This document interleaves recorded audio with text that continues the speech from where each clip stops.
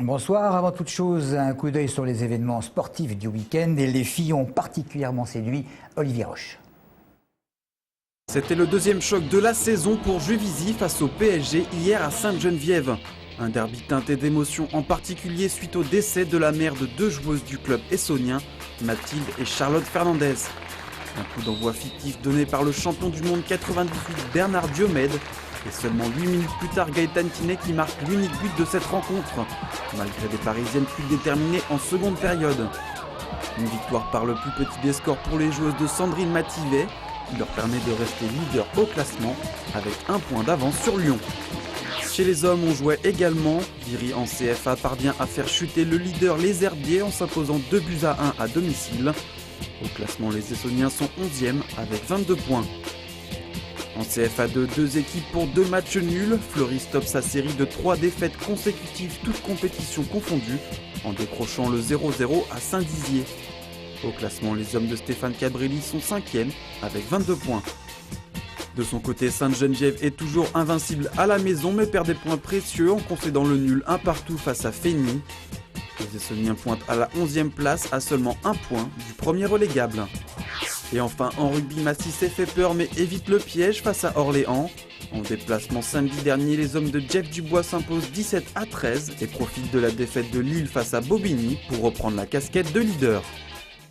Le plan de rigueur, il a été comme prévu annoncé par le Premier ministre et en détail, de la retraite avancée au relèvement provisoire temporaire de l'impôt sur les grandes sociétés à la diminution du budget de l'État. Les réactions n'ont pas traîné. Pour ce qui concerne notre département, c'est Nicolas Dupont-Aignan qui a dégainé, si je puis dire, en premier pour manifester un mécontentement. Plan contre-productif car François Fillon, explique le député maire de hier, engage le pays dans un scénario à la grecque. Le président de Debout la République ajoutant, je cite toujours plus de sacrifices pour les actifs et les acteurs de l'économie réelle, toujours rien contre l'assistanat et la finance mondialisée. Fin de citation. Autre réaction, celle de Jean Terlon qui attendait comme d'autres l'annonce concernant les taux de TVA, augmentation de 5,5 à 7%, notamment sur le bâtiment, l'hôtellerie et les restaurations. Et le président de l'Union des métiers de l'hôtellerie et de la restauration, justement, réclame un dispositif équitable pour l'ensemble du secteur de l'alimentation. Et il ajoute que le fameux contrat d'avenir est désormais caduc à suivre. Après un week-end de pause, le procès de Manuel Dacruz au tribunal d'Évry, aux assises, a repris pour cette avant-dernière journée, avant les plaidoiries. L'accusé a été longuement interrogé, notamment sur des faits encore flous que l'individu n'arrive pas à expliquer. En fait, il s'agit simplement du déroulement exact des faits. Audrey Coll. J'ai toujours dit la vérité, c'est juste un peu flou dans ma tête. Manuel Dacruz n'a toujours pas su expliquer de nombreuses invraisemblances dans son discours, et notamment pourquoi il est revenu tuer Marie-Christine Odo après l'avoir abandonnée dans la forêt. Des flous qui ne s'éclairciront sans doute jamais. Il reconnaît sa responsabilité depuis le départ. Il donne des détails au fur et à mesure et les choses s'améliorent. Donc on n'est pas sur du néant complet. Maintenant, c'est vrai que sur un certain nombre d'éléments, on est en droit de se poser encore des questions. Pourquoi est-ce qu'on se pose encore ces questions alors que l'essentiel est reconnu? Je ne sais pas. Cette vérité, la famille aurait voulu l'entendre, et notamment les frères de Marie-Christine Odo. Pascal Odo a repris la parole une dernière fois, la voix tremblante. La vérité, on ne la saura jamais, c'est le dernier des menteurs. Je pense que M. Dacruz a une mémoire excessivement sélective. Lorsqu'effectivement il y a une question pertinente, il ne se souvient pas. Lorsque les faits sont susceptibles de le servir, là par contre, il est très pointu dans ses remarques et dans ses réflexions. Lors de cet avant-dernier jour de procès, ce sont donc les doutes sur le déroulé des faits que la Cour a essayé de lever. Cet après-midi, des experts psychiatres ont été entendus sur le dossier de l'accusé. Demain commencent les plaidoiries et le verdict devrait être rendu en fin de journée. Une affaire qui fait beaucoup de bruit dans le pays de Limours, c'est celle d'une famille de gens du voyage, propriétaire d'un terrain grand comme un terrain de foot, et qui, sans autorisation, a rasé des arbres, remblayé une mare et érigé un muret. Conséquence, réunion de crise avec des élus et des représentants de l'État. Philippe Bello a demandé au maire de résumer la situation. Une partie agricole et une partie bois, espace boisé classé, qui a été saccagé par des gens des voyages pour faire une aire plane et s'implanter dans le futur. Ils ont argué que le maire ne voulait jamais les recevoir. En fait, le maire a bien fait de ne pas les recevoir parce qu'à chaque fois qu'il les a vus sur le terrain, il s'est fait insulter. Ils ont profité de ces 3 mois, plein été, pour emmener 500 camions et 5000 mètres cubes de terre ou de gravats pour faire une zone à peu près plane. J'ai décidé, avec l'avis du président de la communauté de communes, M. Christian Chotel, c'est lui qui a eu l'idée d'abord d'ailleurs, de faire des tranchées pour barrer l'accès à cette zone-là. On ne lâchera pas l'affaire jusqu'au bout, on ne lâchera pas l'affaire. Et quitte à ce que j'aille dormir, moi, sous le chemin, avec ma voiture et mon chien, pour éviter que les gens passent.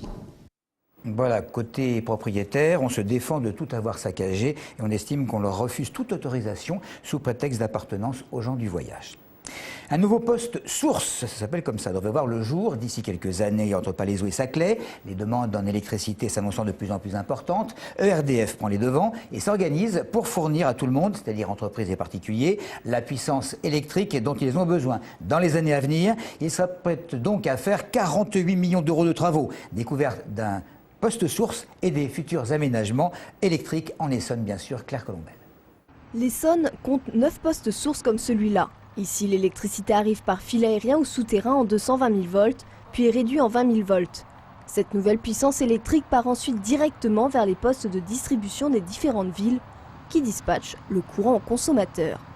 Vous pouvez avoir facilement 30 000 clients qui sont alimentés derrière un poste source. Comme je vous dis, c'est un peu plus compliqué que ça parce que les postes sources sont assez courts les uns des autres, mais vous pouvez en fait considérer que c'est entre 30 et 45 000 personnes, 45 000 foyers qui dépendent de l'alimentation d'un poste source. Chaque année dans le département, le temps moyen de coupure d'électricité, aujourd'hui de 49 minutes par an, baisse d'1 minute.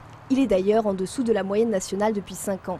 Afin de continuer dans cette voie, ERDF veut anticiper les demandes croissantes du territoire, et plus particulièrement celles du plateau de Saclay, en construisant un nouveau poste source. Les collectivités locales nous informent des projets d'implantation sur leur commune. Donc là, actuellement, il y a un certain nombre des grands projets qui sont déjà connus. On sait par exemple que sur les plateaux des Saclay, il y a de nombreuses grandes écoles et des laboratoires qui vont venir s'installer. Donc c'est des projets qui sont déjà connus. On connaît des projets d'entreprise. On connaît aussi un certain nombre des projets de développement résidentiel. 3 postes sources traitent déjà ce secteur et leur rendement devrait dans les prochaines années augmenter entre 4 et 9 %. Le futur édifice, situé entre Palaiseau et Saclay, devrait quant à lui être mis en service à partir de 2016. Côté architecture, rien à voir avec celui-ci, tout sera intégré dans l'environnement et les lignes électriques, toutes souterraines. Dans l'actualité également, rien de nouveau concernant le bus incendié au moyen d'un cocktail Molotov. C'était samedi soir dans le quartier de la Grande Borne à Grigny par plusieurs individus. Des individus qui avaient préalablement fait descendre les occupants, parmi lesquels figurait un chauffeur et, dit-on, des médiateurs de nuit. En juin dernier, il faut rappeler que le bus avait fait l'objet d'une tentative d'incendie dans le même quartier. On va terminer par le préavis de grève déposé par 4 syndicats de la SNCF. Trafic en principe perturbé demain avec une moyenne de 2 trains sur 3 sur les lignes B et C. Environ 7 trains sur 10 sur la ligne D. Un mouvement de grève européen pour dénoncer la restructuration du réseau ferroviaire. Voilà, c'est tout pour l'info. Merci de nous avoir suivis.